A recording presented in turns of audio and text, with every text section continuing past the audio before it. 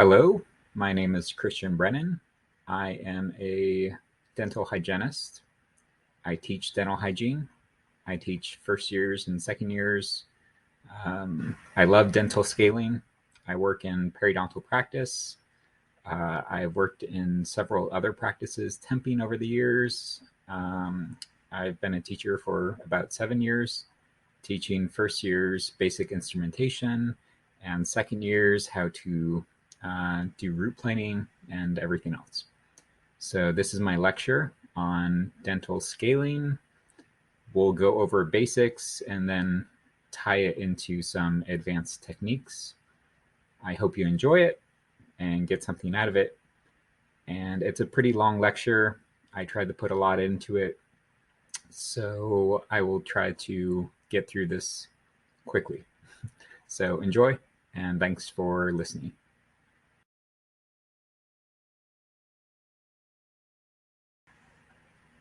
This is our basic outline for the lecture today. We'll go over the language of instrumentation, which I think is really important, the methods that we use in instrumentation, a brief lecture on ergonomics, which I think is actually really important when you're trying to do effective instrumentation, how we assess roots.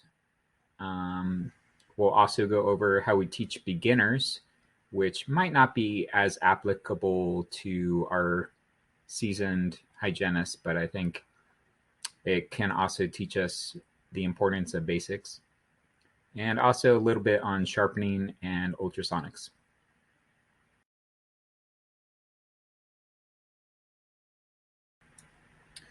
So why did I start this lecture with language? Why is language so important? Well, I think our language is underutilized in scaling. When we talk about scaling, we don't have the words to describe what we want to say. We need more language so we can talk more about instrumentation. And these are the three reasons that I think language are important. If we have language, it helps us understand what we're doing. If we have more words to describe what we're doing, we're thinking more about what we're doing. We have more options to choose what we're going to do. And I think that might become evident as we go through some different language in this first part of the lecture. We can also discuss with our peers. If we have language, we can discuss what we're doing with scaling. We can discuss some advanced techniques. And I think it also advances the art of instrumentation. So having language is critical to having a body of work to excel at. This is a little picture of an Eskimo I chose because there's this old saying that Eskimos have 100 different words for ice. And I think if you understand that, you'll understand why it's so important to have lots of vocabulary around instrumentation. And yeah, let's get started.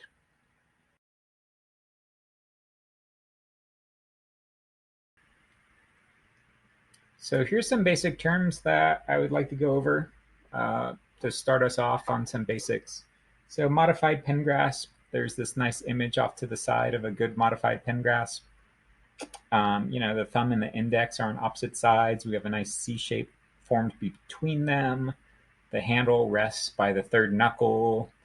The middle finger is also on the instrument, resting right behind the index. The fulcrum finger is fairly straight. It could be a little straighter, but sometimes we can relax that a little bit, and that's fine, so long as we're not applying lots of pressure. Terminal shank and functional shank are terms that, unless you're a student, you might have forgotten, but it's good to be familiar with those terms so you can talk about instrumentation. Functional shank is basically any bend in a shank that helps you achieve a distal adaptation. So it helps us go up and over a tooth. And then terminal shank is basically where the shank terminates, so closer to the tip. So right after the function is the terminal shank. That leads us onto the long axis of a tooth, which you can see on the x-rays. That is the long axis of a tooth, but that's in 2 dimensions.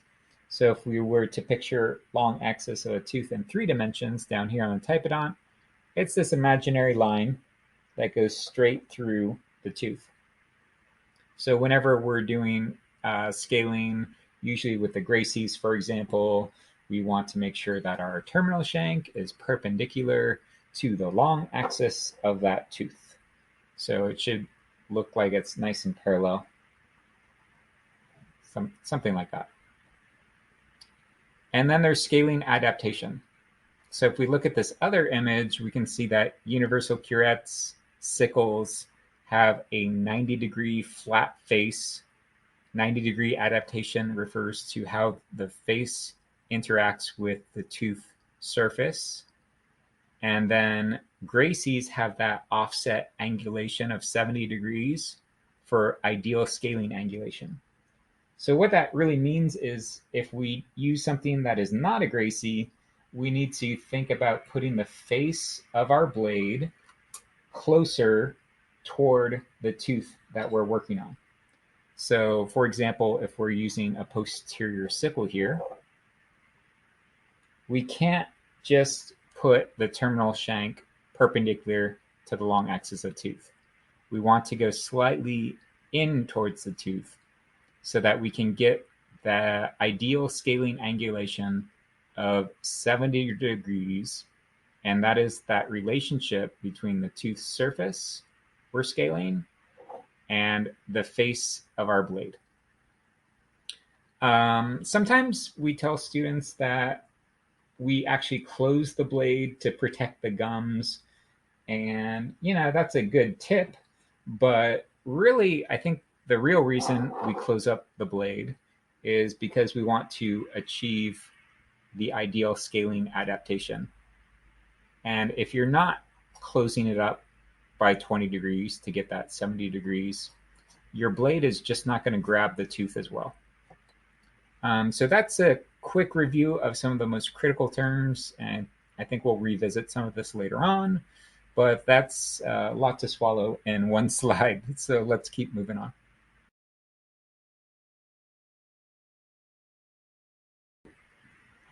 So here's some more terms, sometimes slang terms. I'm not sure if you'll see them in a textbook, but I think they're pretty commonly used terms.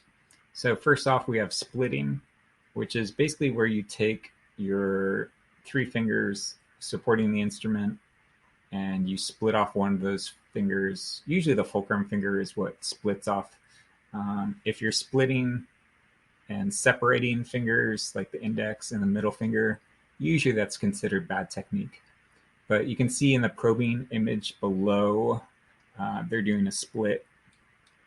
You can see I'm fulcrumed way over here. My fingers are totally split, but you can actually probe pretty effectively with a split and still get some good support.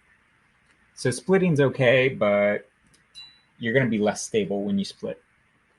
There's also a scissored fulcrum. If you see on the top right image, that person with the Explorer, or the Scalar, excuse me, I have a Explorer, is instead of traditionally putting the fulcrum finger closer to the whole base of that middle finger, they're moving it further up like this, but they're still connected at those upper knuckles. So splitting or scissoring is totally acceptable. You just have to know that you're going to be less stable than a traditional fulcrum where you're closer to the tip. There's also something called a chicken wing, where it's hard to see because you got to see the whole arm, but it's basically where your wrist is so locked up because you're doing like a palm away so drastically that it's really hard to move your wrist. And so you end up moving your whole arm. And sometimes we call that a chicken wing.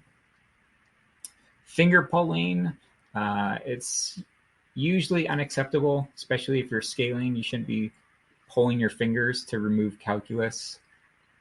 But with ultrasonic or probing, it's kind of acceptable because you're not using much force. So it's okay to finger pull. So all these terms, they just open up the dictionary so we can talk about when these techniques are acceptable, not acceptable, borderline, and it lets us discuss all this stuff. Fidgeting is what I call when I see beginners moving their fingers a lot when they're trying to instrument. I call it fidgeting because it's kind of unstable. So I see lots of finger movements when they're trying to just move an instrument around.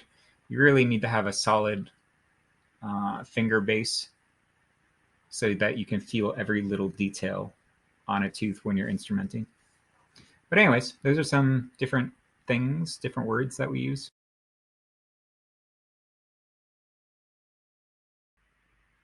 So on this slide, I just wanted to have 3 different slides, basically 3 different images of different words for blade angulation or adaptation.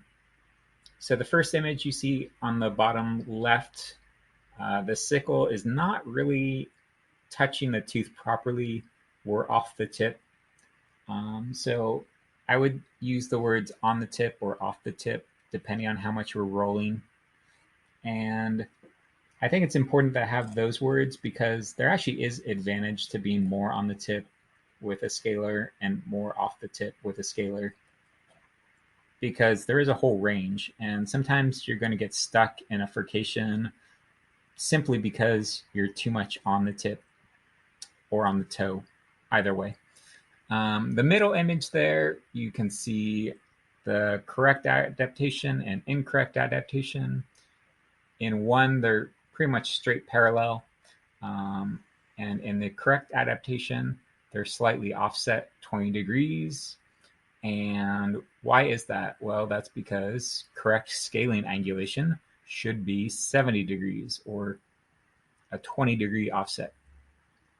And then last but not least, we have this image showing on the right a vertical stroke, oblique stroke, and a horizontal stroke. But how would we describe the angulation of our tip? Well, I would say we're more coronal or more apical pointed, or we're more toe down, or we're more toe up. And I think it's important to realize you can do that with a sickle or a curette or an instrument, because that's how you're going to get more sub. That's how you're going to get more clean in the contacts. So you really need words for these different angulations in 3 dimensions.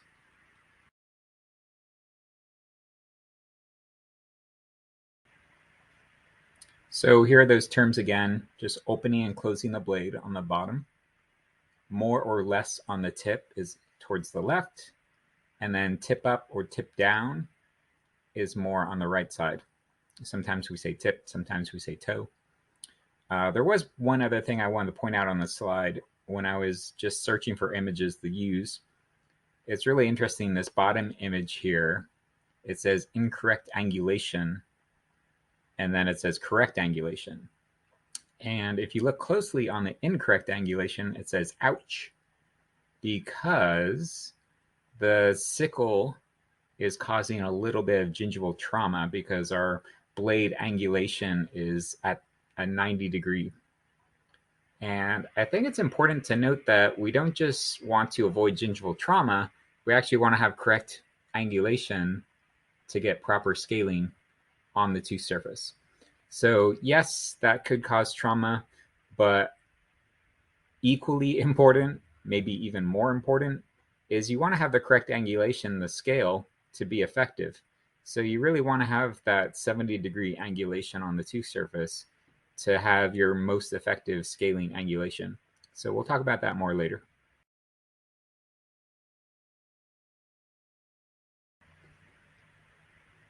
So these are more terms that I think are important for us to understand instrumentation.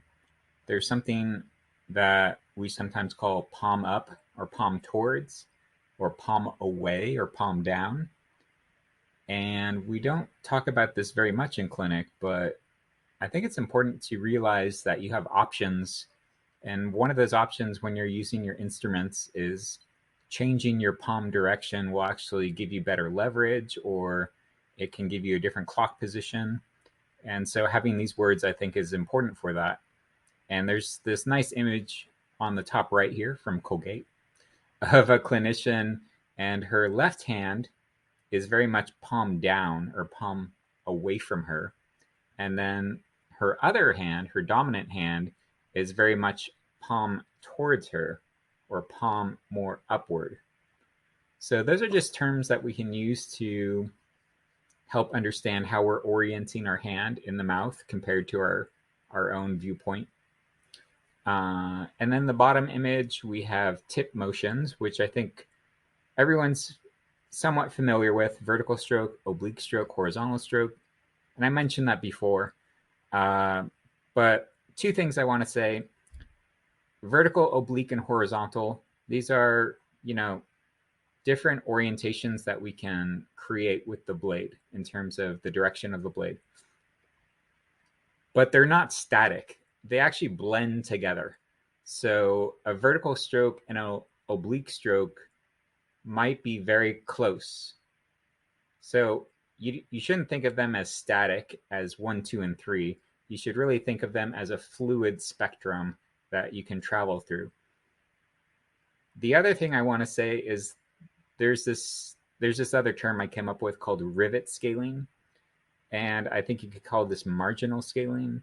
These are just terms I make up, and maybe they won't stick, maybe they're not that important, but it makes us think about what is the best scaling adaptation for a implant with rivets going across. Well, you don't want to fight the rivets because you're going to just bump the scaler and you're going to miss all the calculus. If you truly have calculus on an implant with rivets visible, one, you want to use an implant scaler, but two, you don't want to fight the implant surface. You want to go with the surface. So if it has all these rivets, I think horizontal strokes are going to be your best bet for removing that calculus. And that seems kind of obvious, but if you're new to scaling, if you're a beginner, or if you just don't think about it, you're just going to be fighting and going up and down those rivets and not doing an effective job of removing that calculus.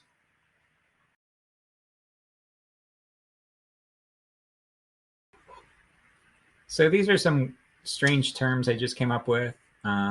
Breaking parallel, that's just referring to when we are changing the adaptation and we're not perfectly parallel with the long axis of the tooth. So this can be beneficial when you're scaling. So right now I'm parallel. Well, what if I go a little bit slanted this way? It's actually a great way to get under the contact. Well, what if I go a little bit this way? I can get the toe a little bit more sub. So breaking parallel just means you're breaking the rules, basically. Going toe down for those advanced techniques. Area specific, unspecific, that's a weird wording. But I just mean by that, taking an area specific instrument and taking it somewhere the book tells you not to take it. Why not? So 13, 14 on the anteriors works great. I'm sure everybody's been doing that for variations, but try to use all your instruments on every surface. See if you can challenge yourself. How can I use an 11, 12 on a distal molar? Is that even possible? Maybe with extraoral fulcrums you could do that. It's pretty challenging, but it's not impossible for certain patients that open wide. Cheating the clock. So that's something I tell students about. It's where you basically take a patient and maybe we tell students you have to be at 12 o'clock to scale the anteriors. But just because you're forced to sit directly behind the patient doesn't mean that you can't have the patient turn their head a lot for you. So having the patient turn their jaw will also help you get a more relaxed hand position in the mouth. So I call that cheating the clock, where you don't change your clock position, but you change your patient orientation to help you get a better clock position. Probably easier to see if I had a chair, a dental chair. Tripod is just what I refer to as the three main instrument fingers that hold the instrument: the thumb, the index, and the middle finger. I call that the tripod. Mixed strokes. This just refers to using lots of different scaling techniques. So, for example, uh, not just doing the oblique stroke interproximals, but also doing a vertical stroke. So side, side, side, vertical, vertical, vertical. Because the odds are you're going to probably grab that calculus with one of those strokes, if not the other stroke. Sometimes calculus doesn't always grab in the same side of the surface. It's a little bit like rock climbing. Sometimes you're going to grab the calculus a little bit better from one side of the calculus. So mixing up your strokes is important. And the same is true with your angles of attack. How are you approaching each tooth surface, not just through different types of strokes, oblique, vertical, and horizontal, but even just changing your adaptation angles a little bit. So, when you're scaling these anteriors, you can see how much I'm dropping my handle to really change the angle of attack. So these are just different words I use that help you appreciate mixing up your techniques.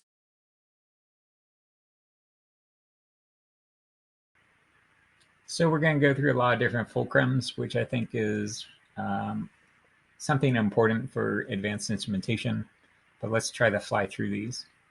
So your traditional fulcrum, pretty standard, the textbook fulcrum.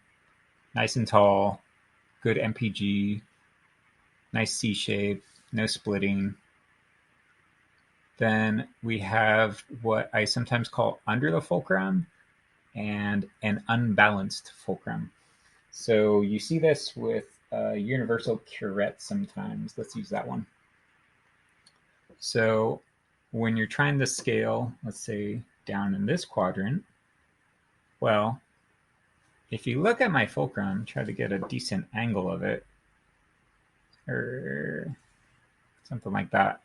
So if we're bird's eye view, you can see how my tripod is off to the side of the fulcrum.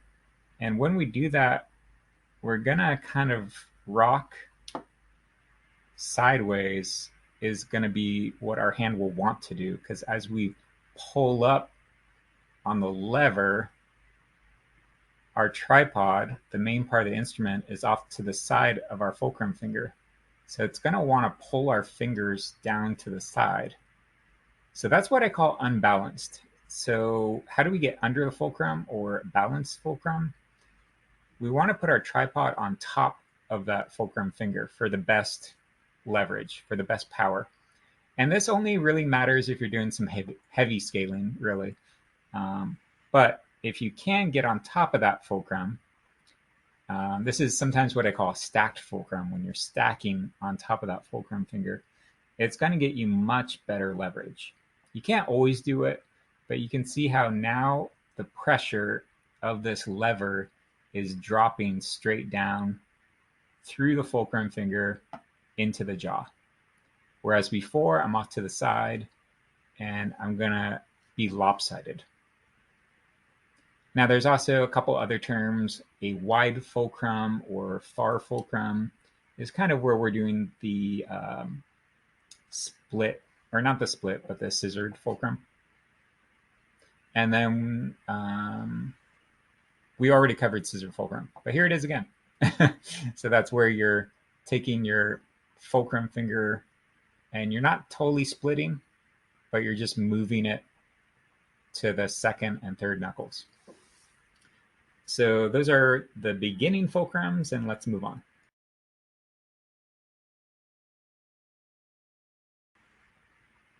So now we're on to a little bit more advanced fulcrums. So we have an opposite arch fulcrum. So if we're working on the maxillary, for example, we can fulcrum down on the mandible. And it's a little tricky. When I first started doing these, I would do a lot of finger pulling and I didn't really know how to do it. But what I realized is it's actually a lot like some of the extraoral fulcruming techniques. You really want to lock together your fingers. You want to use that facial surface for support. And then instead of pulling the fingers, you're kind of rocking the wrist again to the side I'm not sure if I could really do a front and back rocking, but I can definitely do a side to side. Kind of depends where you are. There's also a cross arch fulcrum, so when you're going across the same arch. So if I were way over here, I could definitely start instrumenting on the opposite arch. But that's a pretty far fulcrum, so it's going to be unstable. I would probably only use it for deplaquing or light calculus removal. There's a whole bunch of extraoral fulcrums that we're going to get to, so I'll save that for later. There's what I call a flipped fulcrum. So sometimes, traditionally, if we're working on the anteriors from an 8 o'clock position, this is a posterior sickle, but we can use it on the anterior. I might be over at 8 o'clock trying to remove calculus on the surfaces away at number 8. But what if I move to more of a 9 o'clock chair position? Instead of going with the fulcrum way over there, I put the fulcrum on this side of the tooth and then scale in the same fashion. It's a lot more comfortable. So sometimes I call that flipping the fulcrum. You could say that the fulcrum is on the opposite side. There's different words you could use. There's also elbow fulcrum, which is basically where you lock in your elbow against your ribs. And that's mostly for stabilizing for local anesthesia. And there's also a table fulcrum, where you use a table to support your hand or your arm. And this is usually used for stone sharpening instruments. So just some different terms for fulcrums. And I think, do we have some more?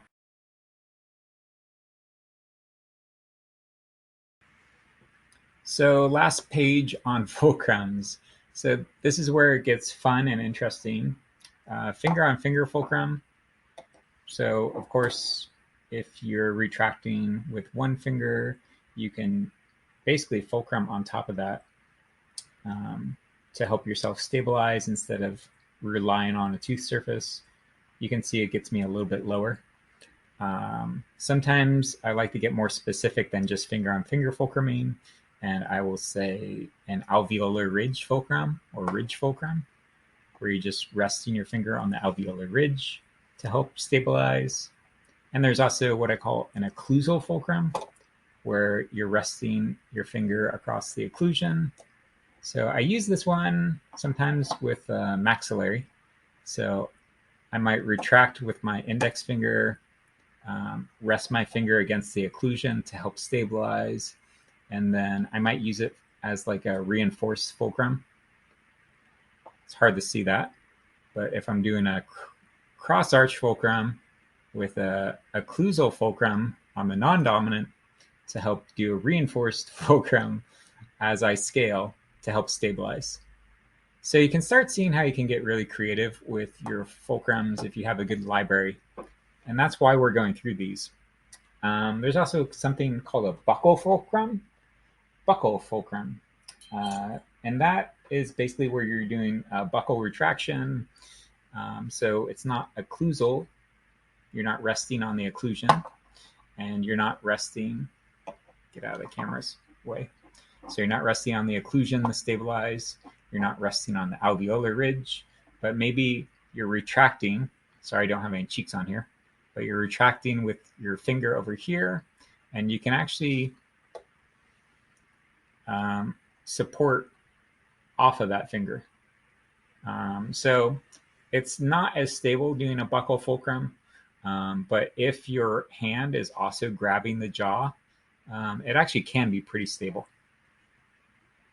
Reinforced fulcrum, I think I kind of just mentioned a second ago, but just to say it again, that's basically where you're adding more support onto the instrument with an extra finger to give yourself good control, a little extra power. And then something called a contra fulcrum is, I don't know if you've ever done like a retraction with a mirror and the patient keeps turning because you keep pushing on their cheek. Well, if you support the cheek as you pull away, it kind of forces the patient not to turn because you're controlling the patient now. So I call that a contrafulcrum when you're adding opposite pressure to um, balance out the pressure you're pushing into the patient. So I use it other instances, but yeah, just wanted to mention that terminology.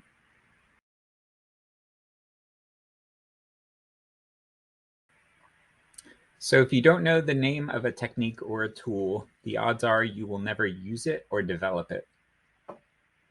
And I think that's why I chose to start with this section on my lecture on words and verbs and vocabulary and developing a language for instrumentation, because I think our language is underdeveloped.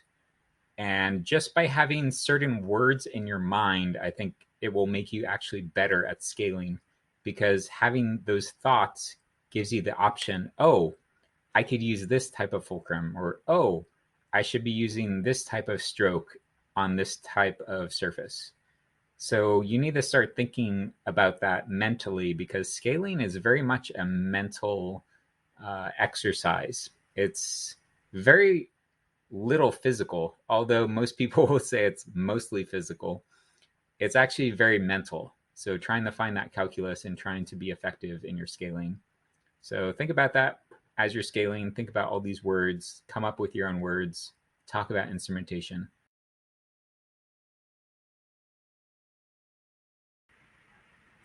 So when we're talking about instrumentation, sometimes we talk about the wrist motion. And so here we have an 11-12 Gracie, and I can do at the mesial interproximal, I can do like a side to side stroke with my wrist, or I can do a forward and back stroke. And this creates a vertical stroke when I go forward and back.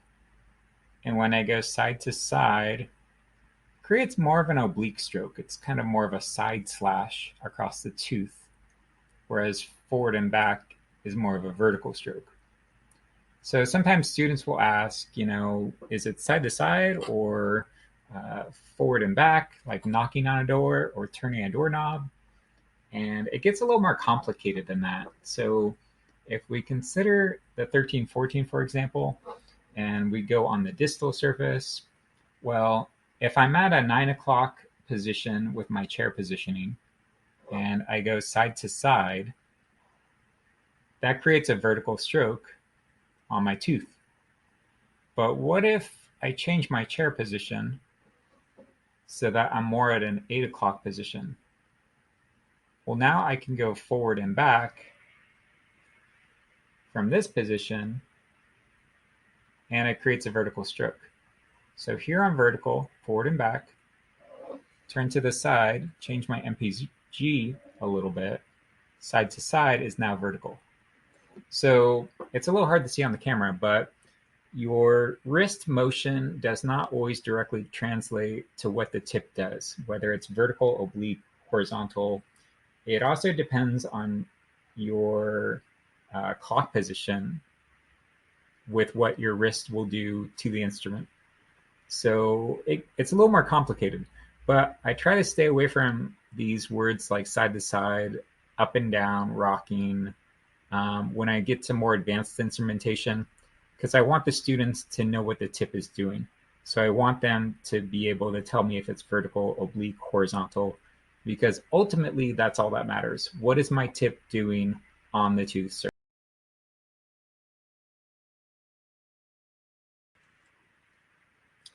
So based on the rocking that we just talked about, the turning the doorknob and the knocking, side to side and forward and back, I decided there needs to be a better system for thinking about how we should rock. So I thought about using the cardinal directions. So if we think about the fulcrum being the center of a compass, and we think about where the tip is, if I'm right-handed, it's going to be towards my left or towards the west. That means we're going to have to always rock towards the east. So in this clock position, that looks like side to side rocking. But you can have slight variations. So I could go slightly up and to the right. So I would call that northeast. You could even go slightly down towards myself, but always you're always pushing in towards that fulcrum. So that I would call southeast. But anytime you try to rock directly north or directly south, the tip is just not going to move. So I don't know. And I see this a lot with students, especially on like the lower far side buckles, where they just rock towards their own body, but the tip's not moving because you always have to rock away from the tip into the fulcrum finger. So next slide goes over this a little bit more, but that's what I wanted to mention, the cardinal directions of rocking.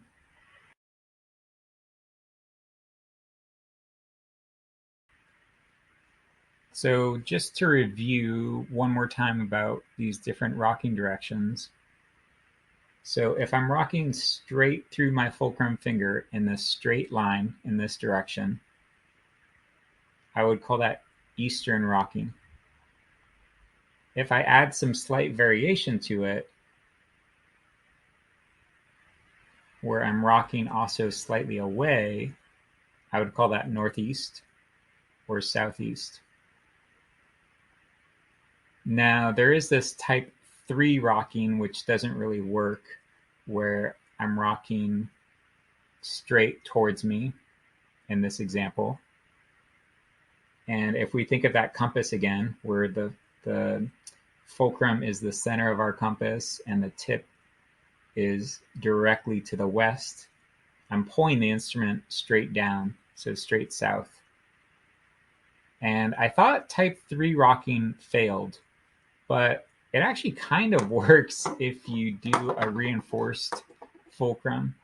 So where it works is if I'm here on an anterior and I pull the instrument towards me, the tip doesn't move. But if I add a little finger support onto that shank, it does move. So it suddenly becomes this shoveling technique because I'm more or less pushing that tip so it scoops up as I scale. There's this other thing called type 4 rocking, which is when you, instead of going east, you actually go west. And I only mention it because it's kind of a mistake I see students do sometimes. And I see it most commonly on the uppers when they're first beginning. Instead of lifting the handle to scale coronally, they actually get confused and they push the handle towards the west. And to compensate, they actually pull their fingers. So they do this weird finger pulling and they rock in the wrong direction. So I only mention type 4 rocking because it's a mistake, and it's good to recognize mistakes so that we can figure out what we're doing wrong and how to correct them.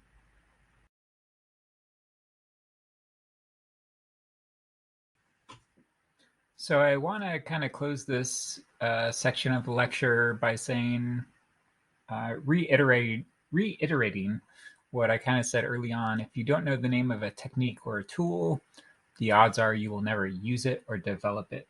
So I think having a good vocabulary of these different techniques or techniques you might use is important to teaching the craft. There's also this principle of multiple methods, which I think is the most important thing. So utilizing, vertical strokes, toe down techniques, reinforced fulcrums, cross arch fulcrums when it's appropriate, extra oral fulcrums, to get better adaptation angulation. There's a whole bunch of techniques and methods, and you should really utilize as many as possible. So multiple methods. I also sometimes say angles of attack, so multiple angles of attack. Sometimes the calculus is not going to pop off with a vertical stroke. Sometimes the calculus grabs better by a horizontal stroke, just based on the shape. So something to consider there. And lastly, there's something I sometimes call the root rocking relationship. So that's kind of this idea that you shouldn't fight the tooth surface that you're trying to instrument on.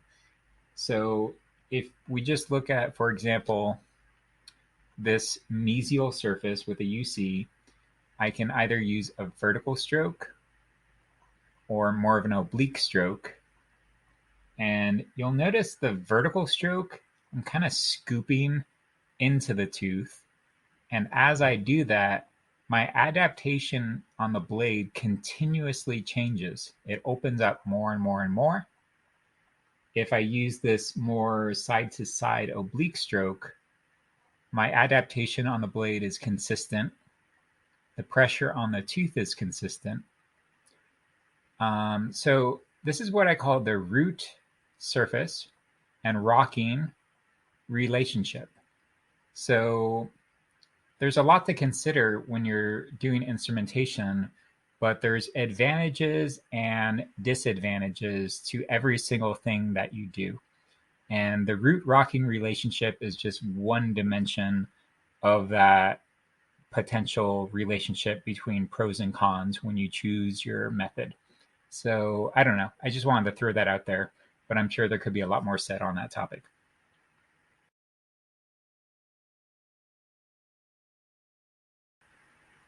So these are kind of the big four when we're talking about multiple methods. Four different things that you should consider changing up on any surface where you're having difficulty removing the calculus. So trying different fulcrums, try fulcruming behind the tooth, in front of the tooth, extraoral fulcrums, reinforced fulcrums, play with the fulcrums. Try different instruments. If you have lots of different instruments, you're going to be much more effective if you use all those different instruments on the teeth. The rocking type, so, using a type 1 rocking or eastern rocking versus a northeastern rocking, side to side versus front and back. And then orientation of the tip. So are you going more tip down towards subgingival? Are you pointing the toe more sub? Or are you pointing more towards the contact? So are you more apically oriented or more coronally oriented? So think of different ways we can affect the tooth surface by using multiple methods. And I think these are the four main ways.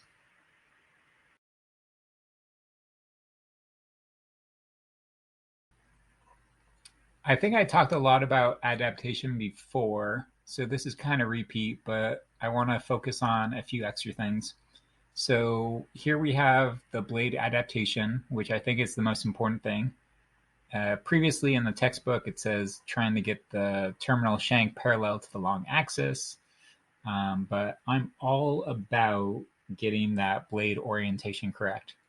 So it's hard to see on these. I can't really zoom in too much on this, type it on. But if we put the face of the blade parallel to the occlusion, this is a universal curette, by the way, and we go a little bit tall, we're basically giving ourselves the mesial adaptation. And if we go a little bit short from that flatness to the occlusion, we're now giving ourselves that 20 degrees to get the distals. But one other thing worth noting, so again, right now we're going back to this, our face of the blade is parallel to the occlusion. So we're at 90 degrees right now. One interesting thing about the UC that's different from Gracie's is as you turn the blade, I'm just rolling the blade, the adaptation changes. So as I roll the blade this way, it gives me more of that 20-degree adaptation to the mesial. And why that's important is because it basically gives you an advantage when you're using a UC compared to a Gracie. Because a Gracie, it doesn't work like that. You can't roll a Gracie and get better adaptation.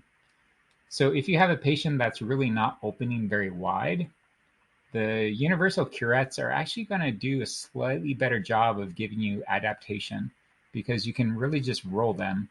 Where with a Gracie, you have to go taller to get that correct adaptation. So just something I want to mention. I think the rest of this slide kind of speaks for things I already talked about, how the tooth shape curves so much that adaptation is really critical. You need to think about the tooth surface in relationship to the blade.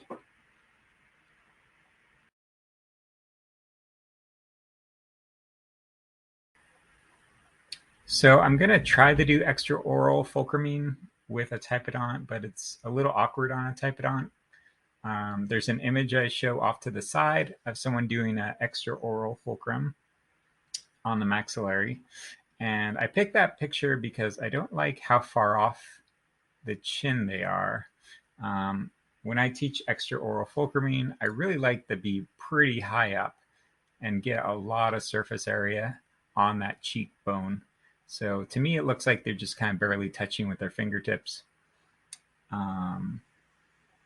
But let's go over some different methods. So the pulling technique is really where we're taking our whole arm, the whole right forearm, and we're basically just pulling the whole arm so the instrument goes vertically up and down the tooth.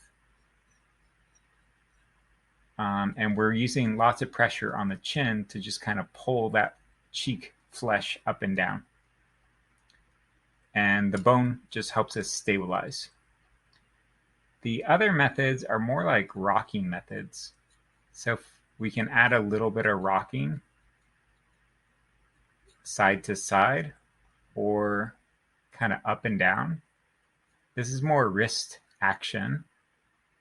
And then lastly, I thought, you know what, there's kind of another one where you can go way up on tippy toes, way out here, and get some rocking action, almost like a traditional rocking method. But we're extraoral, we're on the jawbone, and we're just kind of rocking that way.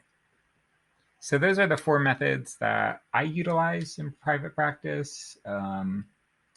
Definitely some work better than others, depends on where you are in the jaw, but I hope kind of classifying these methods helps you think about, am I using all these methods? Do I have other methods? Yeah.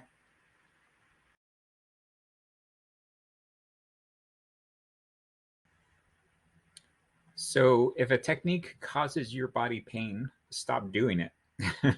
So that's just a random quote I came up with for ergonomics. But to be really good at instrumentation, you need to really pay attention to what you're doing to the patient, pay attention to what you're doing to yourself. So ergonomics is really a next level at understanding instrumentation, but having good ergonomics will not only prolong your instrumentation life, your career, but it'll actually make you more stable while you do instrumentation and more effective. So I think ergonomics is really important. And I have a very brief lecture on some topics that I've learned through experience and over the years. So please enjoy these next slides.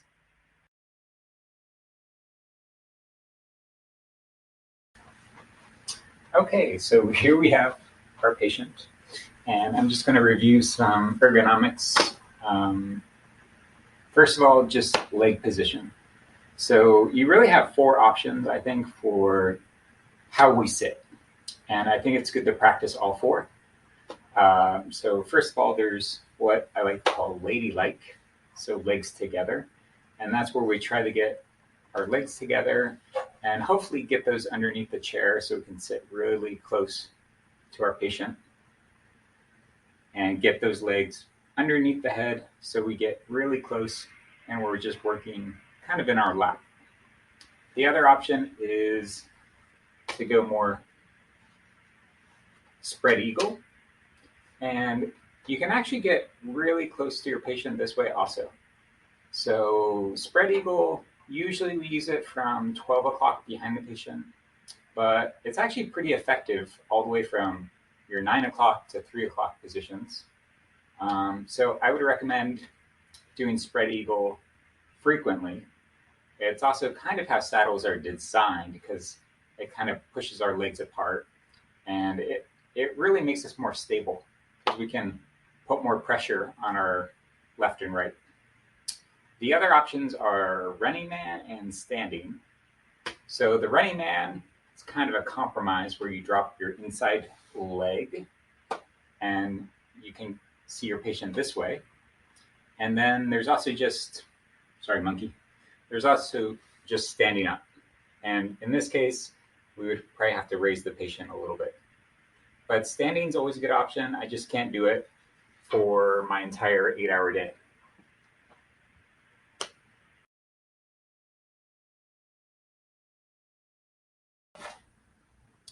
So now I'm going to talk about the pitch, yaw, and roll of a patient, which is really what you can break your patient positioning down into, which can help you understand what you're doing wrong sometimes.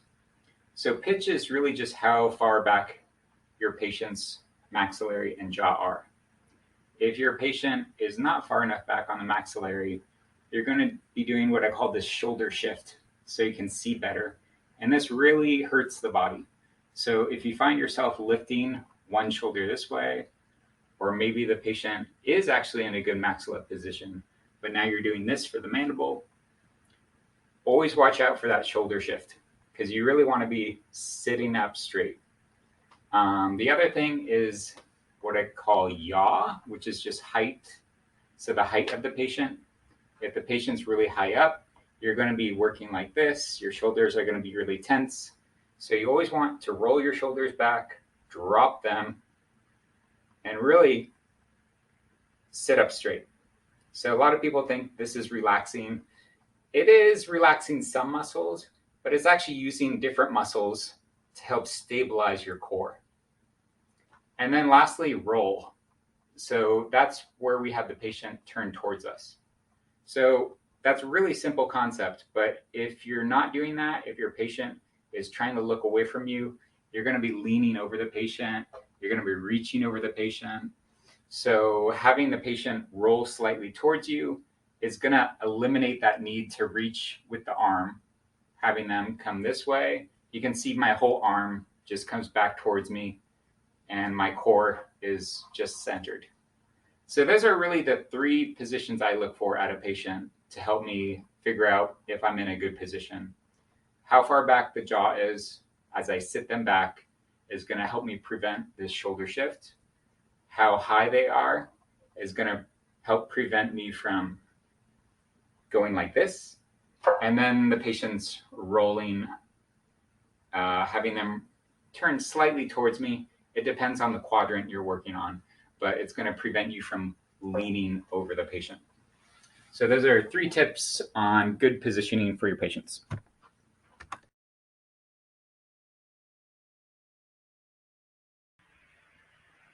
Keep it simple. Ergonomics is not rocket science. Usually we just need to listen to our bodies, do not overwork. If something is hurting, try to figure out in what position you're doing that it hurts more than other positions. Can you do something else to alleviate it? Make sure you have sharp instruments. Use the ultrasonic. Do everything you can, but make sure that you don't cause permanent harm to your body.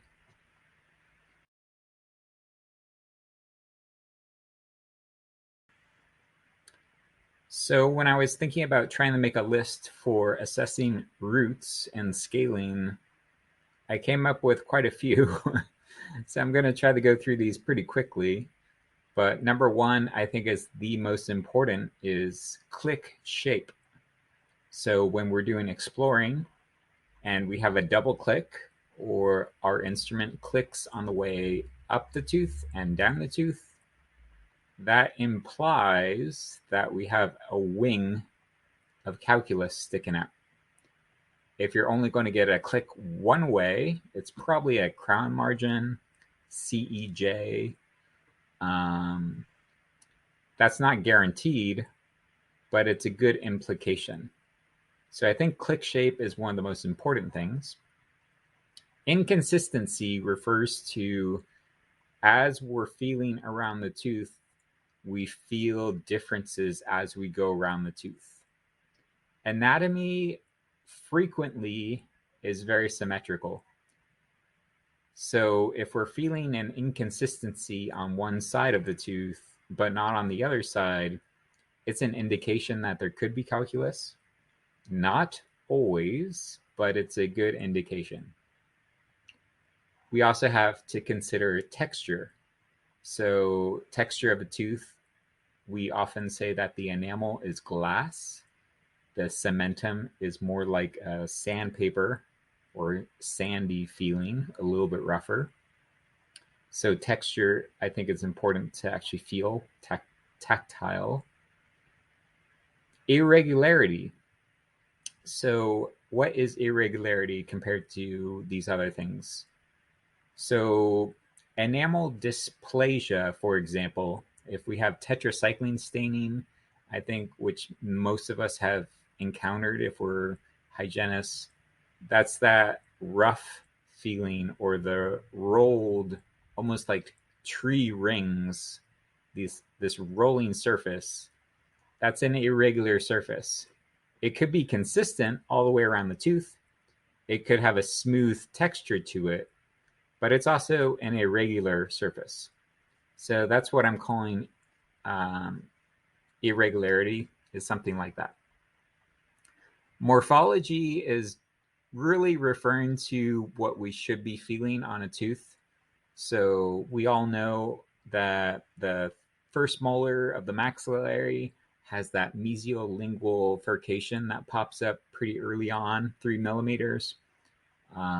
The first maxillary premolar has that bifurcated concavity. Even though the bifurcation happens very high up, that concavity can happen all the way down that mesial surface. So understanding morphology, it takes time to get used to that, and figuring out the difference between a concavity and a true cavity where we're actually stuck inside this pit takes a little bit of experience, I think. The tooth hardness, a lot of older patients will have softer roots. So understanding that, making sure we're not overscaling roots. Bleeding is probably one of the most important qualities when we're assessing, should we scale, should we leave it alone? If we have inconsistencies or profuse scaling in a certain area, there's a good chance that it does need to be root planed. Examining the substance removed is something that I don't know how many people do this, but just looking at the blade after you scale to see if anything came off, I think is important. Checking your radiographs for bone loss, visible calculus, looking at your probe depths to make sure that you're actually going all the way to the bottom when you're scaling. Is it a deep pocket or is it not? The sound of scaling is actually really important. You want to make sure you have really sharp instruments and you can hear that nice scraping noise. And you can actually hear calculus click off sometimes if you're actually paying attention and really listening. The tenacity, if calculus is tenacious, you know, that patient who's a smoker, hasn't been in for like 30 years for a cleaning, is going to require some heavy scaling.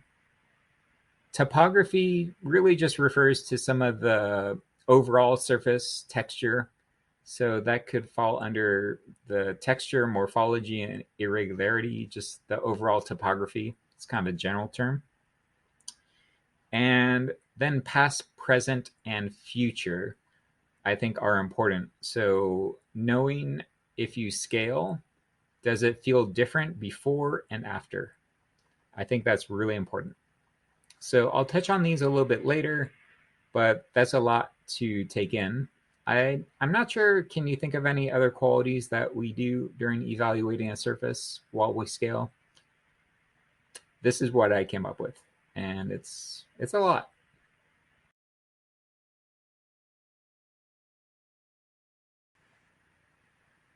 So we could probably have a whole lecture on just tooth morphology and different instruments on different teeth. But I just want to point out a few different things on this slide that I've learned over the years. So upper right, we see this anterior bone loss happening. And I would say the minis are really undervalued in most dental offices. That is the best way to get a deep pocket on an anterior tooth. The minis don't work quite as well as you go posterior simply because it's harder to get parallel with them. It's harder to get in those pockets. But from my experience, they work really well and they should always be an option for deep pockets. The sickles, they're just not going to get into that pocket. If you have a big fat sickle, it's not going to get that deep if you have this narrow tooth and a narrow pocket. The other thing I would say is the bottom left there, know your morphology. We see that nice burnout on the first premolar at the mesial. It's very well known for having concavities. Use a curette. Your sickles will work a little bit, but you really need that nice swooped blade to scoop out those bifurcations, the concavity, just those shapes. And then lastly, in the middle there, we have this nice furcation formation on that root canal number 30. And I would say make sure when you're probing that you don't underestimate furcations. I think they're very commonly missed when we probe because we're not angling the probe enough. So make sure you're really going for extreme angles and testing, will my probe get into that furcation area?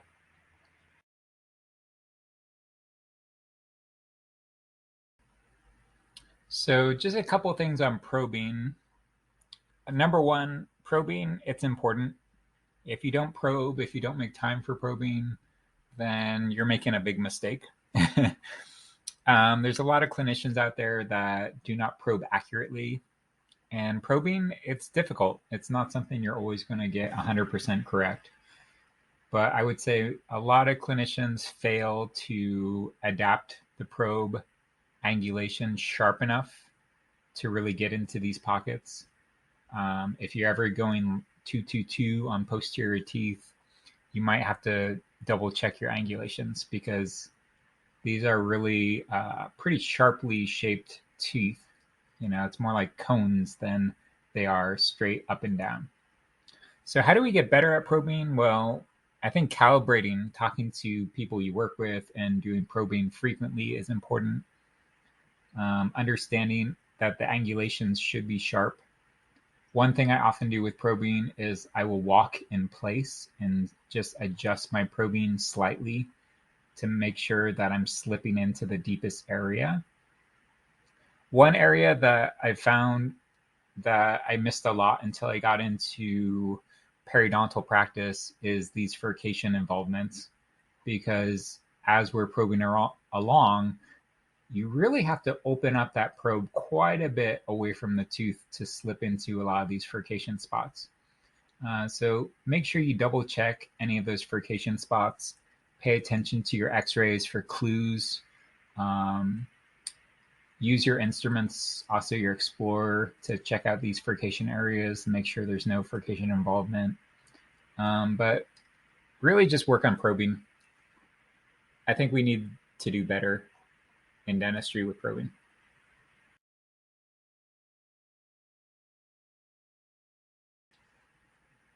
So I tried to think of all the qualities of a scalene stroke, and then I just love this image, so I had to share it.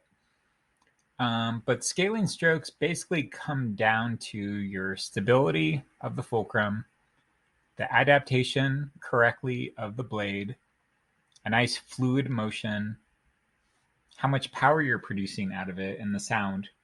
But those are kind of secondary because if you have good stability and good adaptation, you can produce as much power as you want, and you should get a good sound if your adaptation's correct.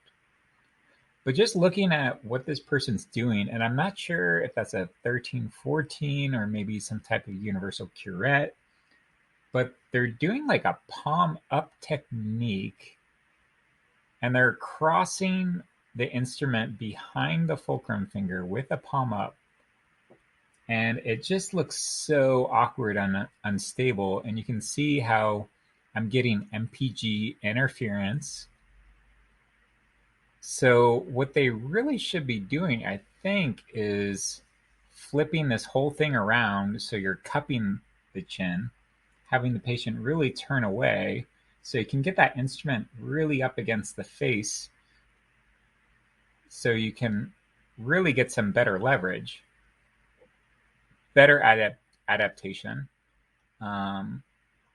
If you're gonna do a palm up, I would rather be fulcrumed behind the tooth. So that kind of works, but it would be pretty hard to get that far back with a fulcrum. You could do like an occlusal fulcrum, so get some good cheek retraction, like with your fingers, and then hop that fulcrum finger on there. So you can see I'm resting on the occlusion, but then I'm doing a finger on finger fulcrum. You can get some really nice scaling pressure that way. Good adaptation, good power, good stabilization. So just some different ideas. I do mention one other thing I call a snowplow. I don't know what else to call this, but when you're root planing, there's this concept that you want to do these long, smooth strokes to smooth out that surface and get all those inconsistencies off the tooth surface. And I just call it a snowplow. I don't know. I just wanted to mention it. Thought it was a funny word, and there it is.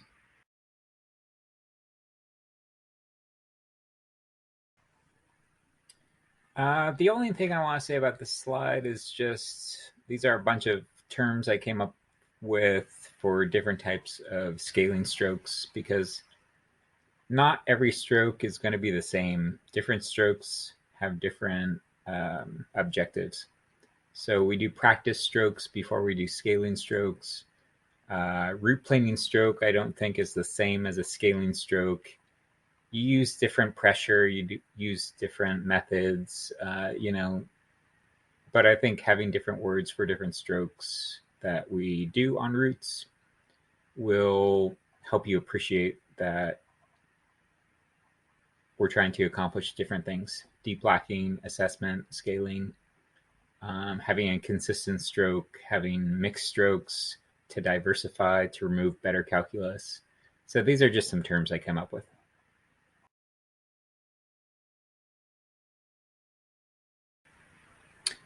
I couldn't think of anything meaningful. So if you know any quotes, put it here. Let's keep going on to teaching instrumentation.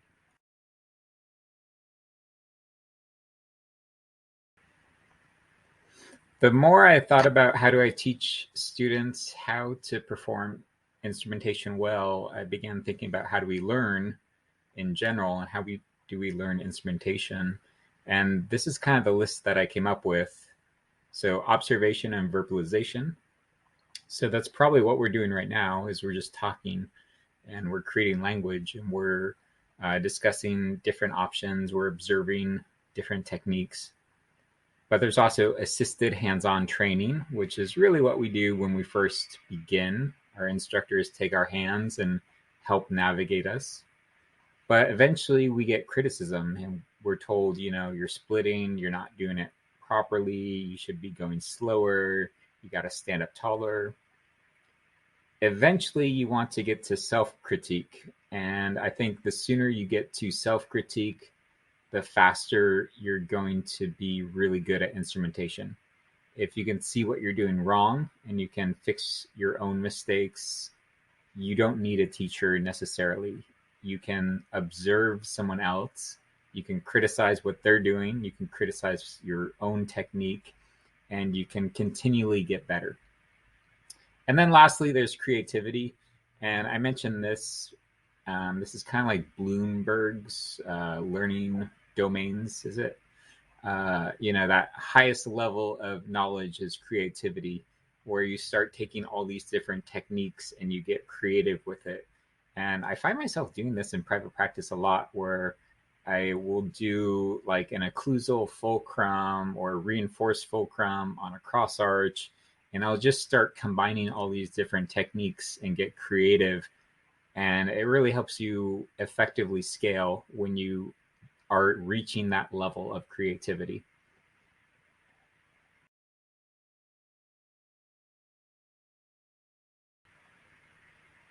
So we saw this chart before, but I was thinking I can't teach a student how to do all 14 things at once or to think about all these things at once. So where do you start with a student? Well, I think you start with the click shape, definitely. Have the student explain what they're feeling. You make sure they have accurate depths, make sure they can tell you where they're feeling that click shape. Is it deep? Is it at the margin? Is it at the contacts? Verbally describe to me where you feel it so that when it's removed, you can say, oh, yeah, I'm checking that exact same spot and it's removed. Sound, I think, is really critical, especially for beginners, to realize you need to hear that nice scaling sound with a hand instrument. Otherwise, your instruments are dull, or your adaptation angulation is incorrect, or you're not applying enough lateral pressure. So sound is actually really critical to being good at scaling. Substance removed, you know, there's these times where a student will scale, and they're like, it feels rough, but I don't know if I'm removing anything. Well, look at the blade. Is anything coming off? Because I think even with burnished calculus, if you have the scaling sounds, if you look at the blade, you're going to probably see something. But if nothing's coming off, maybe that's the root. Maybe you should stop scaling. And past, present, future, you know, being able to describe, do you feel the roughness anymore? Do you feel that click anymore? I think is really important. So I think those are the most important things. Not to say radiographs aren't important, but that might be next level. Or bleeding, being able to say, you know what, this tooth is bleeding more than the next tooth. I think that's getting into a little bit more advanced understanding of scaling. But these are just my top 5. I don't know. You might have different selections, or you might have other ideas.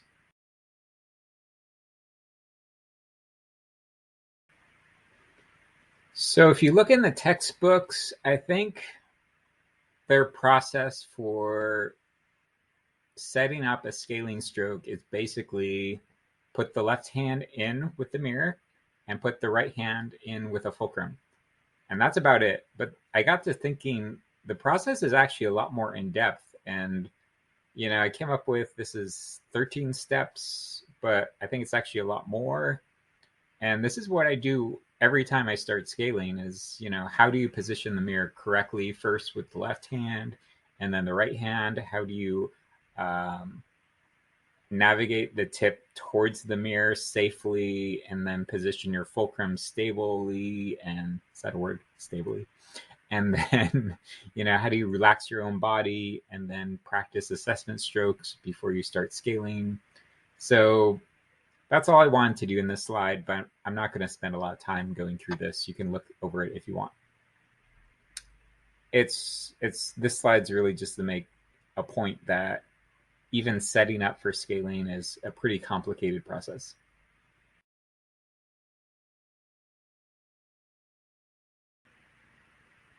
So these are all beginner mistakes. I'll try to fly through these because I really want to focus on how to fix them.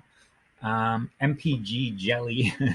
So this is just where a person's MPG is so loosey-goosey that it doesn't really do anything when they rock or anything. Their fingers are so loose that the instrument is just sliding around their fingers. So you really got to be nice and firm to make that tip move. Now you can see everything's nice and firm. every little movement. It's like my hand is concrete now. It's not tense, it's just firm. Tip slipping is when they're putting too much pressure on the tooth, and I'll get to how to fix that.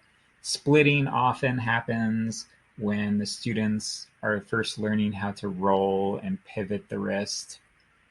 You can see a nice pivot. You can see my C shape comes towards the camera.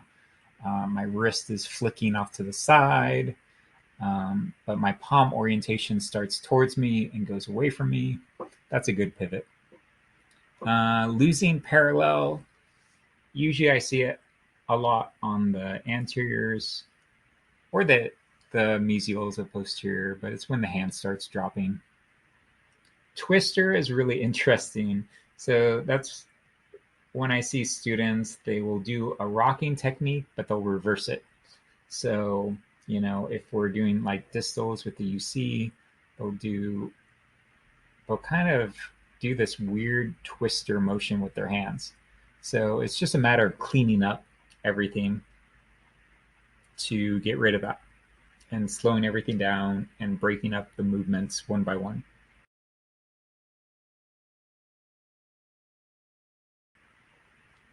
So rocking without engaging the blade kind of refers to that jelly type of rocking where the MPG is not firm, so the tip doesn't move, or maybe you're rocking in the wrong direction. You're rocking north and south instead of east. Flying fulcrums, this I had a hard time with when I was a student. I didn't know why my fulcrum would sometimes fly off. It often happened when I was doing these lower anteriors. I would just lose leverage and I wasn't sure why.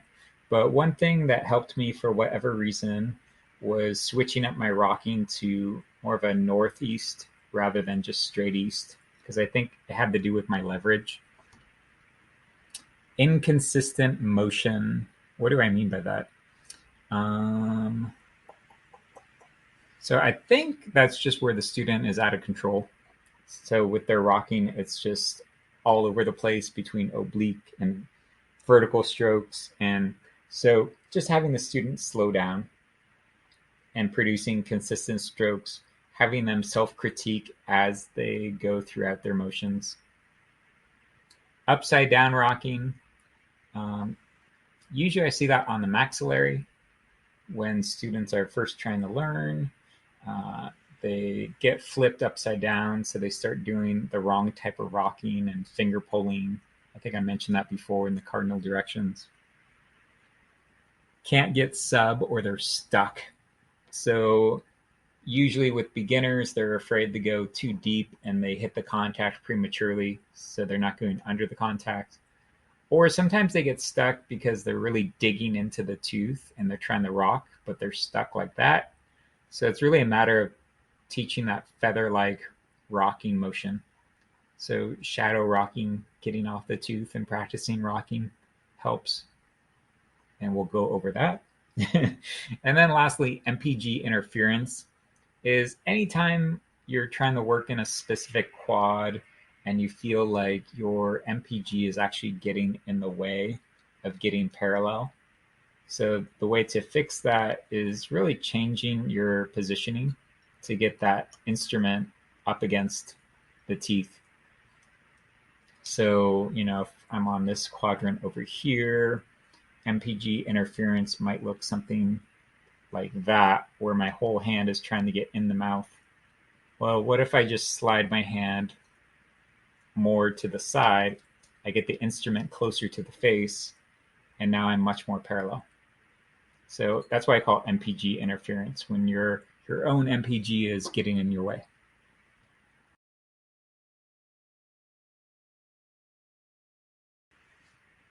So these are all the kind of tricks that I've learned from other instructors or came up with myself on, how to fix a student making mistakes. So I'm going to try to go through these pretty quickly. Number one is probably one of the best exercises I learned from my instructors. Sometimes we call it a spring technique. And this is usually where we see students, they are trying to do exploring around a tooth and they end up rolling their instrument and splitting their fingers at that mesial line angle. So a good practice technique is we tell them start at the very end with a good NPG, nice and relaxed, no splitting, and then roll everything back. And then begin your technique. And what happens is they get really tense when they start, but then their hand relaxes as they finish and they don't split. Because what happens when they start without doing that is they roll off because their fingers haven't developed the habit of sticking together. So spring technique is really effective. Something very similar I call bookends is just where you ask a student to, show me your beginning positioning for, let's say, probing, and then show me how you're going to end with the probe. Then do it again. Show me your beginning, show me your ending. Show me your beginning, show me your ending. And once they get comfortable just hopping between those two positions, go ahead and start probing. Because usually what happens is if they start probing before that and they're a beginner, they just fall apart or they fall off the tooth or something. Motion isolation is for those students that they're pushing everything too fast, too hard, and they look really sloppy. So, they just fall apart. So what I tell them to do is break up every single step. So do a rocking motion, stop, take a second, do another, stop, take a second. And I force them to take these little 1-second breaks in between every rocking motion. And then when they get far enough, do your little roll, rock, stop, roll, pivot, rock, stop, roll, pivot. And by breaking that up, you're forcing them to really concentrate on each individual motion. And once they get into that rhythm, you can even ask them to start critiquing everything they're doing. So, you just did a rock. Was that big or small? Or perfect? Do it again. Was that the same? So you're looking for consistencies when they're doing this. You're looking for control. You're looking for concentration. The cardinal directions of rocking, that's just basically asking the student, are you doing Eastern rocking, Northeast rocking? If you're rocking and the tip is not moving, you might be doing like a North or Southern rocking. So you want to make sure you're always rocking towards that fulcrum finger, right? Bounce up. This is a good one.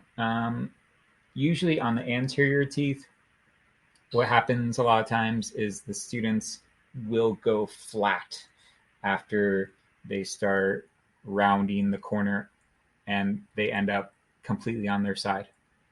So what I tell them to do is every time they rock to the side, I tell them to kick it back up. So rock, kick it up, rock, back it up, rock, all the way up. So every time they're forced to kick their hand back up nice and tall, it really teaches them to train their hand to come back to that neutral position. Shadow rocking that's one of the newer things I came up with, but I noticed students will put too much pressure on the tooth with their instruments when they're first learning, and they'll slip all over. They have no stability because they're pushing so hard on the instrument instead of relaxing and pushing into their fulcrum. So what I told them to do is on a typodont, just relax, take the tip off the tooth, which you can't really see on this, but I'm actually off the tooth, and then do your instrumentation, but don't touch the tooth. And then do your rocking and pivoting and rolling. And if they can do that without touching the tooth, they can lightly touch the tooth then and start working and exploring.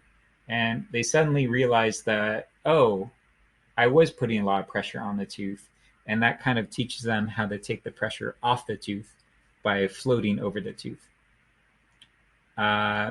Teaching them to be firm and not tense is important. So a lot of times students, when they start beginning their scaling, they'll get stuck on a tooth because they're really forcing into the tooth. So making sure they're nice and tall and relaxed. Sometimes they'll rock, perfectly good rocking, but the tip won't move because their hand is like jelly.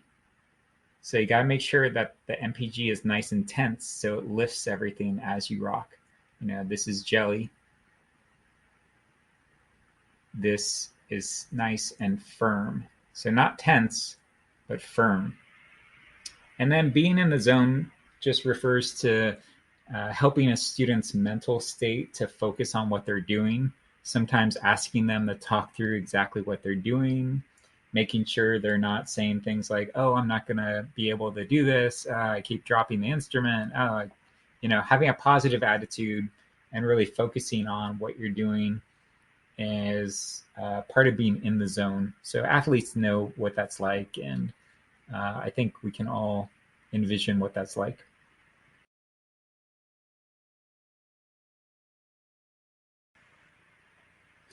So if you want to learn a skill, watch someone who earns a living doing it. So this next slide, I'm going to play a video. I found this guy online, Yoshihiko Usuki, I think is how you say the name. But he is a sword sharpener. And I actually learned more by watching this master craftsman, this master of sword sharpening. I learned more about sharpening watching him than I did studying dental sharpening, reading research studies on dental sharpening, because this man does it for a living, and he earns a living doing it. He does it 8 hours a day or more, and he's not just sharpening instruments, he is sharpening works of art. So if he did this job poorly, he would literally be destroying hundreds of thousands of dollars. So he knows what he's doing. And I think by watching him, observing, we can understand how to sharpen our instruments more effectively. So please watch the video on the next slide, and I'll make little comments throughout.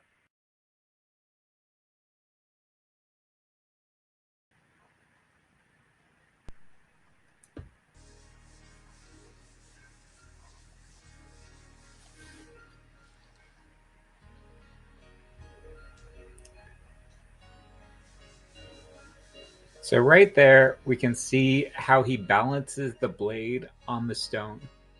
So that's one big thing I want to point out, that he really uses the blade surface to help achieve the correct angle on the stone. Right here, he's cleaning the stone, which I think is really important and underrated. If you don't have a nice clean stone, your stone is dirty from the metal shards, and you're essentially sharpening your instruments now with the same metal that you removed. So that can be effective, but do you want to use a stone, something that's softer to sharpen, or do you want to use something that's really hard and metal? Because you're going to get different results. There are different grits of stone, which I think we'll talk about. Diamond cards, we'll talk about just a little bit. He's also using a lot of water. This is keeping the stone nice and clean. It keeps the metal shards or the swarf off the metal.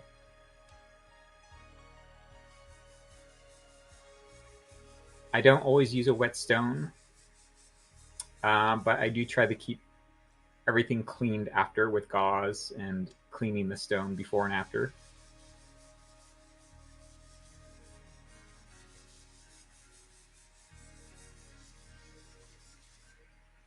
You can see the stone is actually, as he's sharpening, you can see the sludge of the stone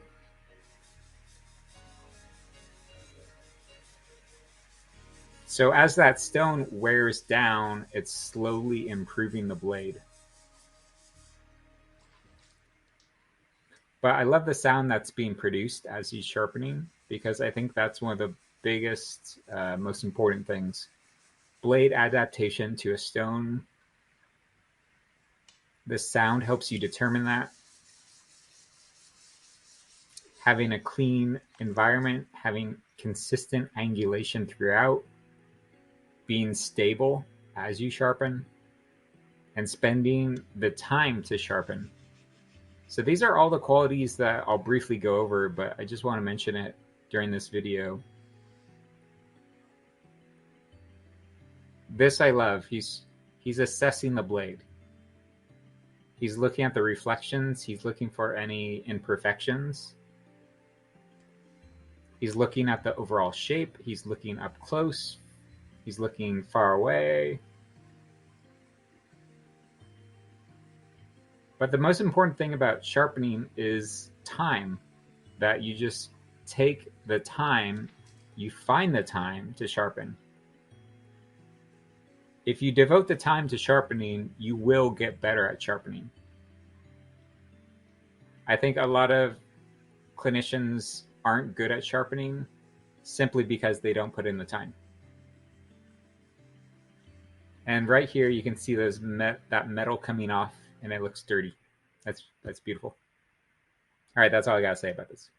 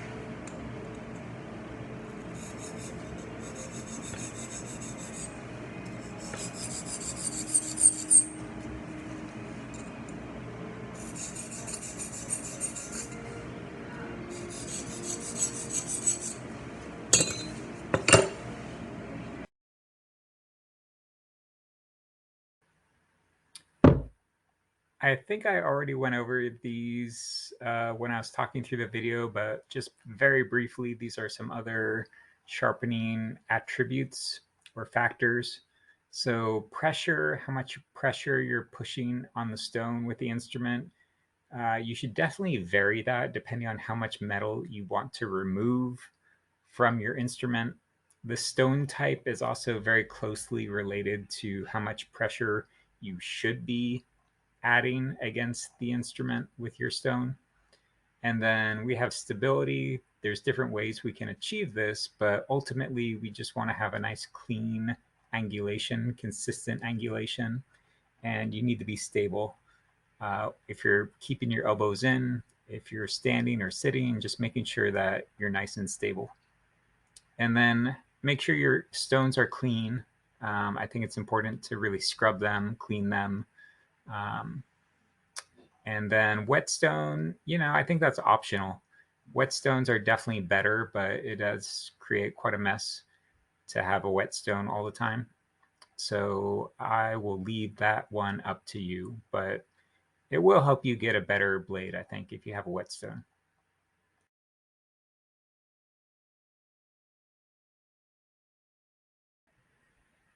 So during sharpening, I think there's basically two qualities that you're looking at: visual evaluation and then the physical attributes.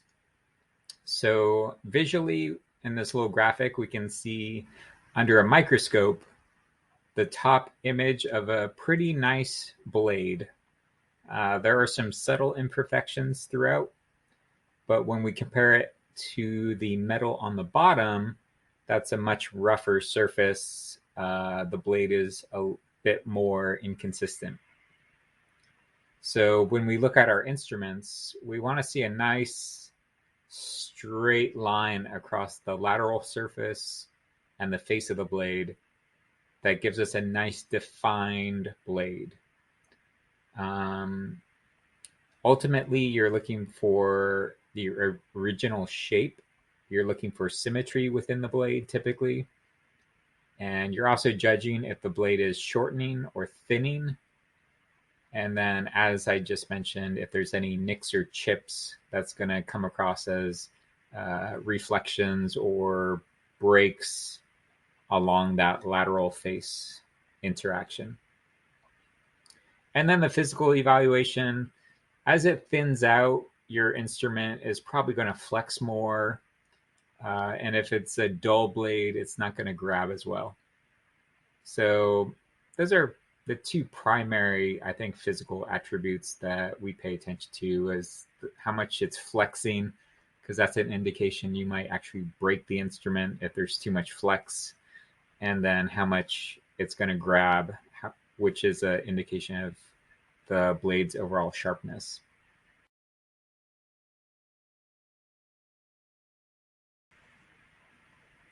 Something really quick I don't think is mentioned very much in sharpening is just respecting your instruments. So after you sharpen, after you do cleanings, clean your blades, sharpen them often and don't over sharpen them.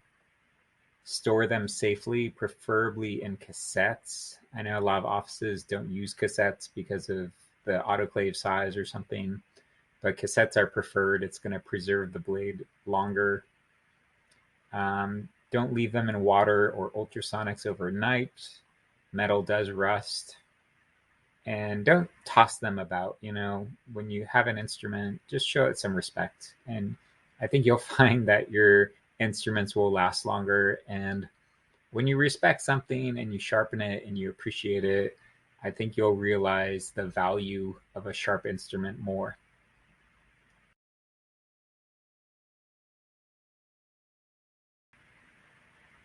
So the only thing I want to mention on this slide is the blade adaptation to the stone and stability. I think it's underrated, and I think it's the most important thing we do with sharpening. So if we look at the top image, we see someone holding an instrument and a stone just on the base. And this is from maybe a well-known sharpening video where the stone is not stable and it bounces around a lot. and it's creating this inconsistency in the blade, and I don't like it. I think you really have to be stable in how you hold the stone. Hold it from the middle or top and bottom. But if you start seeing your stone doing this wave effect, you're not going to have a nice clean edge when you sharpen. The image on the bottom shows us some sword sharpening methods or knife sharpening. And you can really see how the blade and the stone come together. And if you look carefully, you can even see the shadowing of the blade as you go further up the blade. So what that tells us is that the lower part of this blade is going to be the part that's getting sharpened right now with this angulation. So I think having this marriage between the blade and the stone and having them hug each other at that perfect angulation is what we need to go off of, and not this older method of clocks, because the clock, it does not go by the correct angulation that we need. You know, if we go way back to the beginning of the lecture, correct scaling adaptation is 70 degrees. So what that tells us is we're trying to create a 20-degree angulation on our stone. And what is 20 degrees on a clock? Nobody knows that answer. 1 o'clock is 30 degrees, so a little bit less than that. So I think the clocks are great for certain things, chair positioning and describing certain things. But when you're talking about sharpening, I think it's more important to pay attention to how the stone is hitting the blade itself and paying attention to that. So let's get rid of the clocks and let's pay attention to the actual blade adaptation.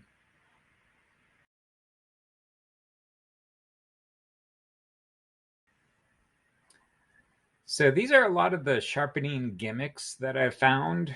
Lots of people ask about them, usually people who want to get better at sharpening, but they don't have the time. So they think there's a quick, easy solution out there.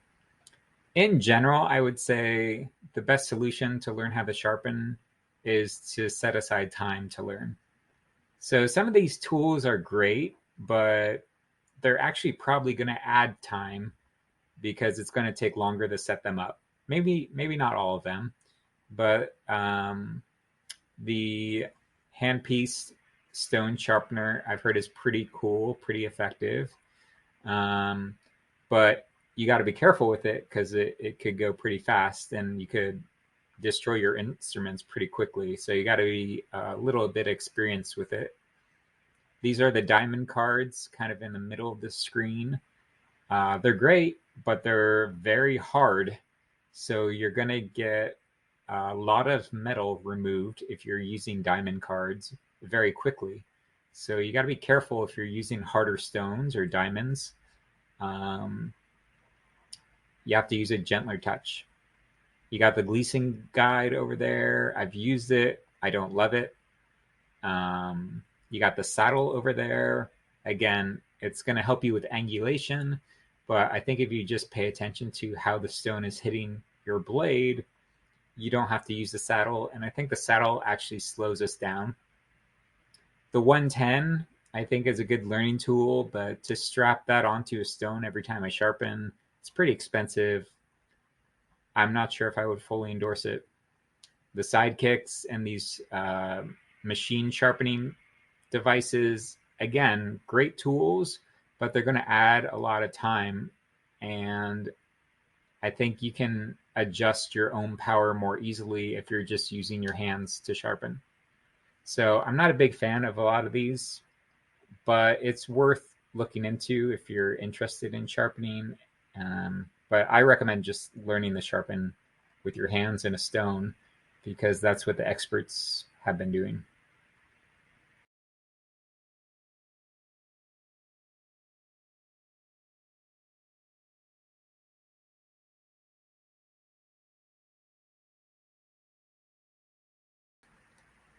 So I thought I'd do a little lecturing on ultrasonics because what the heck, we've done everything else. I've kind of broken ultrasonics down to The basic technique, you really only have a couple choices. So you can do either a stabbing method with the ultrasonic, where you're using the tip. Sometimes this is called probe-like. You're going up and down, bobbing up and down like a probe, or you're going to use back and forth motions. So that'd be more like slashing. So you only really have those two options for motions, right? So here we're using the tip up and down, and then we can also go up and down using the lateral surface by going kind of back and forth. So this is more like a slash, and then this is more like a stab.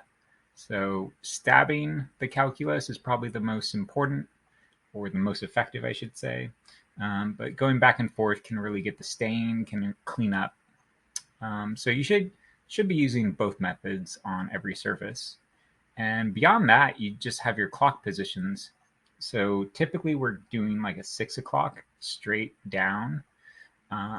But when we go interproximal, we're probably bringing that tip more into the contact area.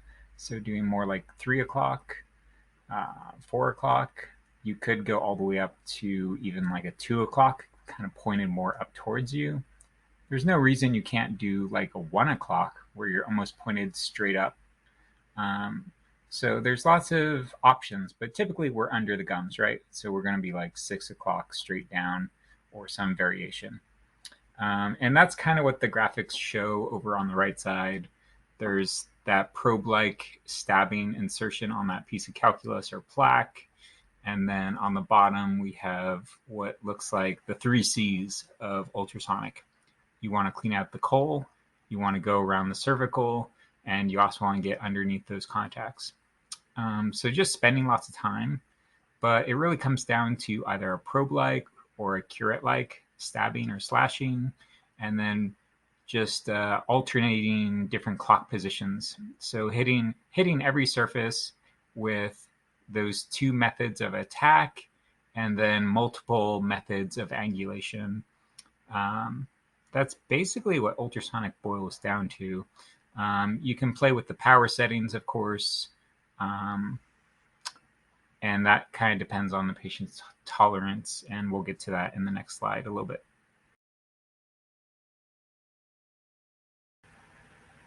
So we just talked about methods of attack with an ultrasonic, using the tip up and down or back and forth.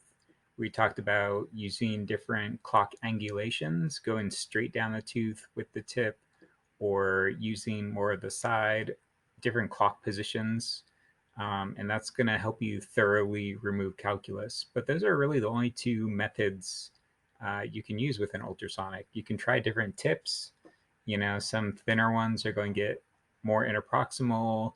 The thicker ones supposedly are going to remove the heavier calculus.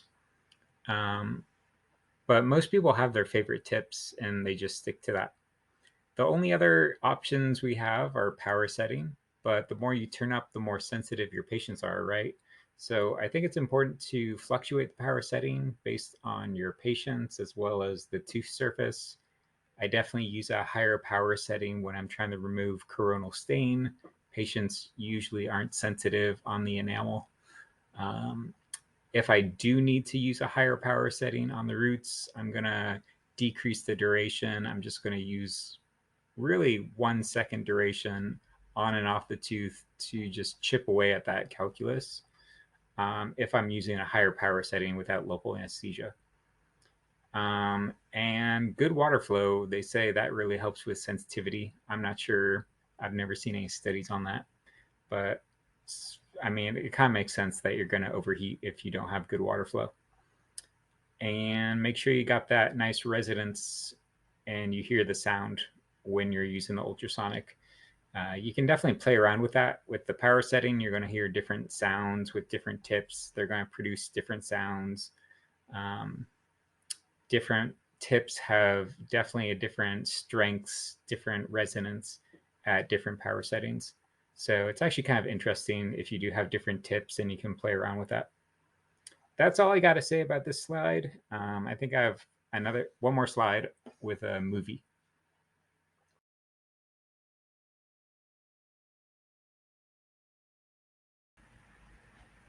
So here we have a short little video on a manual tuned ultrasonic. So this is actually from my old office. You can find this short video online. But it shows a manual tuned ultrasonic, which I thought was cool.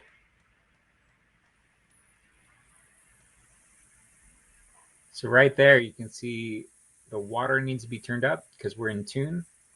The mist starts producing. Now we're full power, we're in tune. We go out of tune. So we're fluctuating between in tune and out of tune. But right there, we're in tune. We have a nice resonance in the tip. We have good water flow. So I just made this video to show you that ultrasonics, they can be out of tune even on a manual tuned, on an auto tune unit. So understanding when your unit is broken, I think it's important, because I have had units that they did not tune properly, or at certain power, they would not be in tune. So some ultrasonics, you do need to have a certain power level before you hear that nice sound, that's resonance. And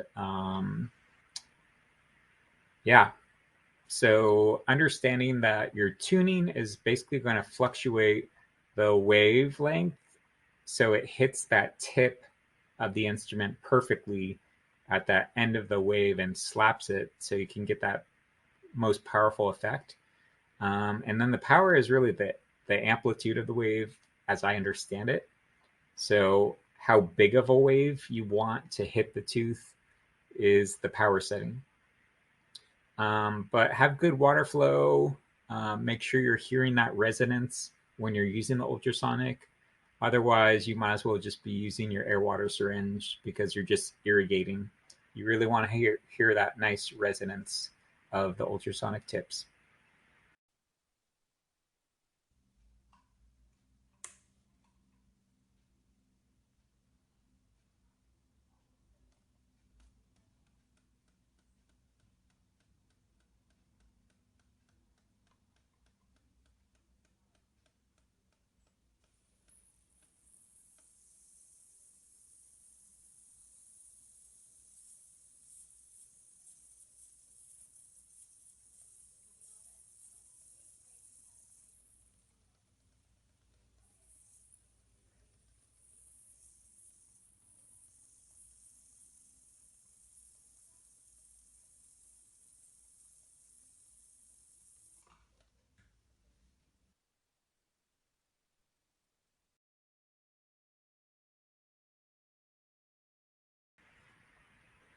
So that's my entire lecture on dental instrumentation. It's a lot to take in, I know, but the key things that I wanted to point out in this lecture were to learn the language of instrumentation, teach yourself these different words, create your own words so that you can really think about using these different tools, these different fulcrums, these different adaptations, these different rocking methods, the different blade orientations. Are you using oblique, horizontal? Are you mixing it up? And that gets us to the next point, practicing multi-methods. Use your ultrasonics, use your hand scalers, but use those different methods to achieve full calculus removal. So I think I broke it down into fulcrums, different instruments, different rocking methods, and finally different blade orientations. Think about your ergonomics, because ultimately that's going to give you a longer lifetime. And it's also going to help you stabilize and get better leverage when you're scaling. So I'm not going to go over all those things in ergonomics, but I recommend them. Go back to that part of the section if you need a review. Surface evaluation, I think, was another big topic that we talked about a lot. Understanding when to root plane, when not to root plane, when your root planing is incomplete, how to fully evaluate a root surface. And lastly, be a student, be humble, and be creative. So I think some of the things I said in this lecture, maybe you disagree with. Maybe there's things I didn't touch upon. Maybe you have things to contribute. but I think we should all be students of instrumentation and try to advance the craft of instrumentation and talk more about instrumentation and be humble. I actually learn a lot when I talk to students. Um, Sometimes they do something and I'm surprised, and I think, is that correct? Are they doing something that I never thought of before? Because they're not always wrong, even though they're beginners. So be humble, be a student, always think creatively about how can you improve your own abilities, use multi-method techniques. And I hope you enjoyed this lecture. That's all I got for you. I know it's a long lecture, but I hope you got something out of it. Thanks for listening. Peace.